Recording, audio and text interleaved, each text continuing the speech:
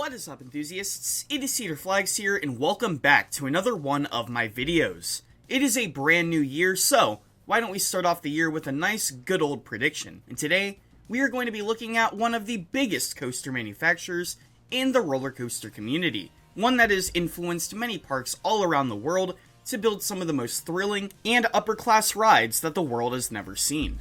They have been doing this since the early 1990s and have no signs of stopping anytime soon. But they are definitely changing. So, back in the past, they focused a lot on their inverts, their sit-downs, and their floorless coasters. And throughout the decades, they have came out with new models such as the dive coaster, the wing coaster, and most recently, the surf coaster. So, are they going to stop here? Today, we are going to be talking about B&M in the future and mainly talk about some of their newer models. We are going to be talking about what directions I think the company is going to go, and choose some parks from some major chains to talk about why I think a B&M would be good there. So just remember, this is all just a prediction and nothing official. So I say we get right into it. This is Cedar Flags, and today we are going to be predicting the next B&M roller coasters. So first, I want to make some company predictions. Like I said, through recent years, instead of the massive B&M loopers that we're used to, B&M has been doing a much different approach in the last few years. They have come up with many new park concepts and have made smaller roller coasters for some different parks all around the world. My first prediction is that B&M is going to have many more launch coasters. Now, we've seen a few of these launch coasters pop up with Mandrill Mayhem, Pipeline the Surf Coaster, and again at SeaWorld Orlando, Penguin Trek. All of these B&Ms are launched, and with other rides like Decepticoaster, B&M has been focusing a lot on launches. And I could see this in the form of a few models. I could see this in the form of a launched wing coaster like Thunderbird. I could also see more launched surf coasters like Pipeline. And then once again, I could see some more Penguin Treks. See some more rides in the style of Penguin Trek that have short, low-to-the-ground transitions and nice revealing trains. But I would not be opposed to seeing a thrilling version of Penguin Trek somewhere as well. Now, I only say this because a lot of manufacturers have been focusing on their multi-launch looping coasters. Look at Zamperla recently, and then, of course, Intamin's been doing it for years. But seeing what they could do with coasters like Decepticoaster, a high-speed, thrilling coaster with a launch, I think that they could do great wonders with a more modern, thrilling version of Penguin Trek. On the topic of Penguin Trek, I could see a lot more B&M family coasters coming to parks all around the world. We've seen a couple of these out in Asia. There was an announcement at SeaWorld Orlando and Busch Gardens Tampa that they will both be receiving family B&Ms. Phoenix Rising is a B&M family invert, and Penguin Trek, like I said, is a family multi-launch.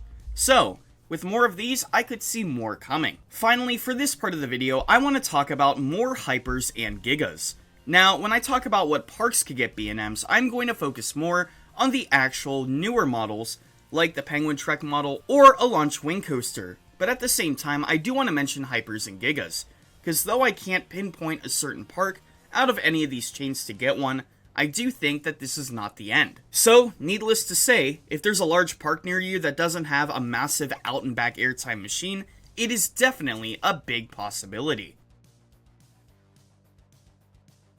For the next part of the video, we are going to be looking at some park predictions. I'm going to be looking at chains of big amusement parks that have worked with B&M in recent years, and talk about what is next. So first, we are going to look at none other than SeaWorld. This company has been working with B&M a lot, and they have been doing a lot of innovative things. SeaWorld Orlando has seemed to become this prototype B&M place where they open up brand new B&Ms. For example, like I said, Pipeline and Penguin Trek, these are both brand new rides that have never been seen before. SeaWorld and Busch Gardens have worked with B&M a lot in the past 30 years. So, needless to say, I don't think this relationship is going anywhere anytime soon. Up next, we have Cedar Fair and Six Flags. Now, I put these all in one category because these two are in the process of merging in one of the biggest theme park mergers in history. Both have recently worked with B&M, and it is safe to say that both of these will continue. There are a few parks in the Cedar Fair and Six Flags chains that I want to talk about, and first, I want to talk about Valleyfair. Now, I want to talk about this park for a few reasons. Reason number one, it is near a major city.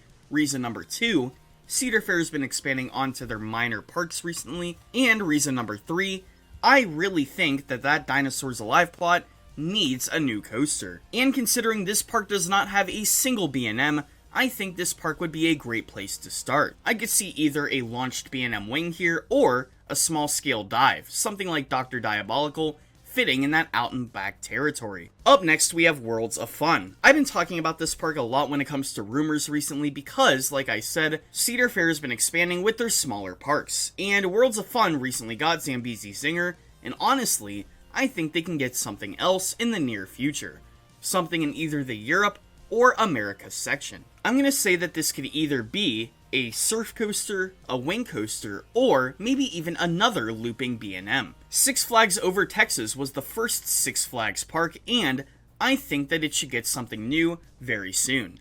Now, they recently got Aquaman Power Wave, but that is a minor coaster compared to what they got in the past, so I think in between New Texas Giant and Titan, you could fit a B&M perfectly in that plot of land. Now, just like the last one, I could see another looping B&M, a wing coaster, or once again, a sit-down coaster. Next, I want to mention Knott's Berry Farm near LA in California. This park is mainly focused on theming, but the reason I want to mention it in this video is because of its crazy attendance and the fact that they were proposing a B&M in years past.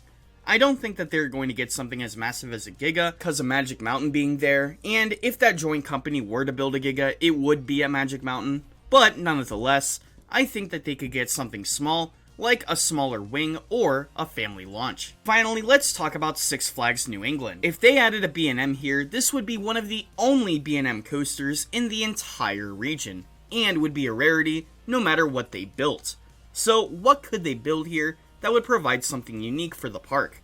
Well, I'm looking at that tiny plot of land, and you really can't build much there, but you could build a family B&M, or this park does not have a single launch coaster as of right now. So, a family launch, a thrilling launch, or some sort of compact launched looper would work perfectly here.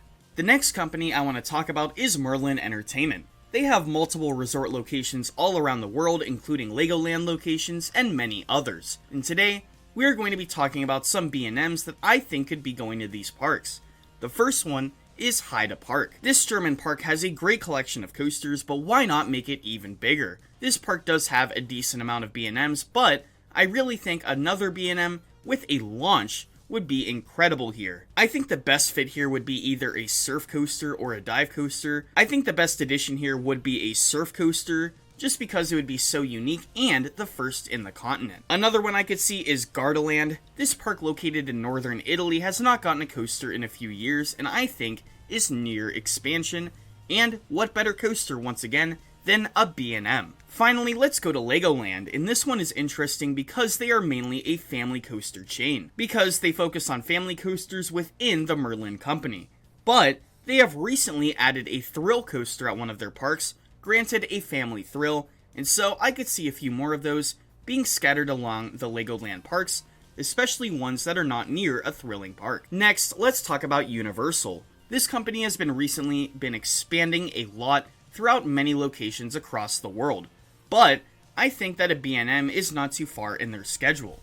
With all these new locations and some new plots opening up, I think that there could be a new B&M very, very soon. But like Legoland, there isn't a single park I would say could get one either. Universal, like I said, is a mixed bag, and I think wherever they're going to get a B&M, they're going to make it perfect and amazing for the audience that is coming. Finally, I want to talk about the OCT Group. This is an Asian coaster company that has a decent amount of B&Ms, but I don't think they are going to stop anytime soon, especially after seeing some of their newer concepts. The main parks I want to highlight here are the Happy Valley parks, and most importantly, Visionland. Visionland is a big Chinese park, but it does not have a single B&M. Now, if you don't know what park this is, it has Lightspeed, which is an Intamin Megalight, but it does not have, like I said, a B&M. And I think a B&M would be absolutely perfect here. Anyways, that was my video. Let me know down in the comments below if you agree or disagree, and let me know your personal B&M predictions. Until next time, this is Cedar Flags, and I will see you all later.